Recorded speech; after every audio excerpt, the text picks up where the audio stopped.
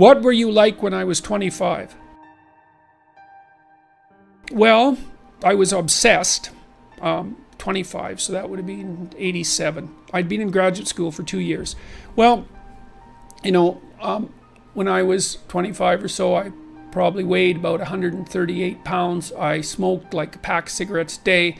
I drank tremendous amount of alcohol. I was from northern Alberta, this rough little town up in northern Alberta called Fairview, and you know, there were long winters there, and my friends were heavy drinkers, and most of them dropped out of school by the time they were 15 or 16, went off to work on the oil rigs, and you know, it was a rough town, and we drank a lot. I started when I was 14, and you know, and so I had a lot of bad habits, let's say, and things that were, and I wasn't in great shape physically, and I was also still intellectually obsessed by, as I am now, and so that would have been in 85. But I decided around then, about 85, 84, something like that, maybe a little earlier, that I was really going to try to get my act together, and so I started doing that. First of all, I quit smoking. Well, that took a long time because I eventually had to quit drinking too in order to quit smoking, and I started working out, started playing sports, which I'd never done. I was a small kid. I'd been skipped a grade, and I was small for my age, so sports were never, especially team sports, were never really a domain of expertise for me. Although I skied and went trapping with my dad, and went, you know, cross-country skiing and camping and all that. So, but when I went to graduate school, I started swimming. The first physical exercise routine I did, I enrolled in a swimsercise course, I think it was called. So it was me and this like really overweight kid, and like these 60-year-old women and men, they could out exercise me like mad. It was really embarrassing. Me and the overweight kid, you know, we'd be just panting ourselves 3/4 to death at the end of the bloody workout, and these 60-year-old women who weren't in great shape were like, you know, chatting away as if nothing was going on at all in the pool. So that was quite embarrassing, and as was going to the weight room, you know, because when I started I could barely bench press 75 pounds, and people used to keep coming over and helping me, which was the last thing I bloody well wanted, but certainly needed. And I got to the point where I could bench press 225 pounds. I think that was the best I did, and I gained about 30 pounds of muscle in a year and a half, so that was a good thing.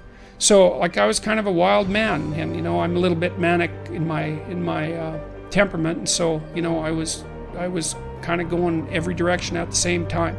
So, and you know, I don't regret that. I had a fine time when I was a kid, but I needed really to get disciplined, and I had to do it because I was working on these hard problems that, you know, that I've been discussing with all of you, and I've been working on them really, you know, obsessively since I was probably about 18, maybe even earlier than that.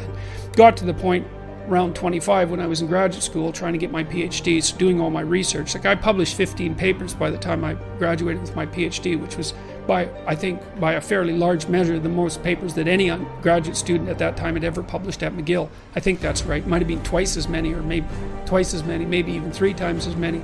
And at the same time I wrote Maps of Meaning, which was a terribly difficult thing to do, because I was writing about 3 hours a day doing that, and I couldn't do all that and continue with my misbehavior, you know, my sort of, what would you say, my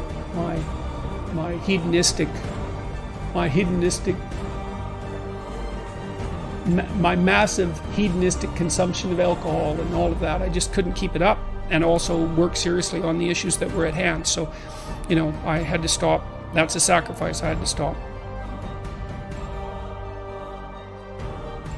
Carl Jung talked about this phenomenon. He described as retrogressive restoration of the persona. And so it's a complicated idea, but basically what it means is that sometimes you take a leap forward and you learn some things, but you can't catalyze a new identity, so you try to go back and hide in your old identity. And that actually doesn't work, because, well, things have changed and you've learned something, and that isn't who you are anymore. And so it's like you have to cut parts of yourself off in a destructive manner to fit back into the person that you were. Now what happens here is that Pinocchio escapes from this tyrannical situation, and undergoes this descent into chaos, but he tries to go back home. He tries to go back to what he was. And he can't do that anymore. His father isn't at home anymore. And so when he goes home, he finds that there's no home there. Now, this happens to people sometimes, and it's often a shock to them. So one of the things I've noticed about Peter Pan type, I'm going to speak about men here because I've observed it more in men, is that they'll often stay under the thumb of their father.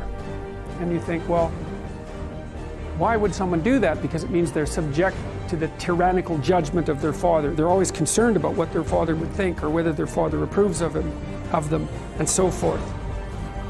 And you think, well, that's got to be an unpleasant place to be. Why would you do that? One of the things that I've suggested to my clients and to other people sometimes is that here's a weird little exercise that you can undertake, a little thought experiment. So you have your parents, and of course your parents have friends who are about their age, and maybe some of them are people you only know peripherally. And I might ask you, well, do you care more about what your parents think than you care about what these peripheral people who know your parents think? And then the answer to that is, well, of course. And then the question that arises out of that is, why? I mean, for someone else, your parents are the peripheral people, and their parents are central. Like, why is it logical that your parents' opinion makes any more difference to you than the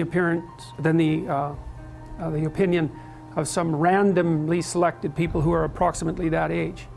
Why is it the case that you would consider that they would know more than someone else? I mean, I know they know you better, and fair enough, but that's not the point.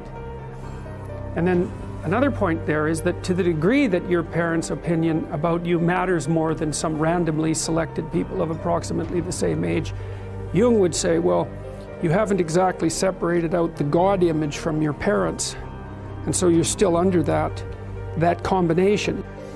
This is the Peter Pan story, roughly speaking. Peter Pan is this magical boy. Pan is the god of everything, roughly speaking, right? And so it's not an accident that he has the name Pan. And he's the boy that won't grow up. And he's magical. Well, that's because children are magical. They can be anything. They're nothing but potential. And Peter Pan doesn't want to give that up. Why? Well, he's got some adults around him, but the main adult is Captain Hook. Well, who the hell wants to grow up to be Captain Hook? First of all, you've got a hook. Second, you're a tyrant. And third, you're chased by the dragon of chaos with a clock in its stomach, right? The crocodile. It's already got a piece of you.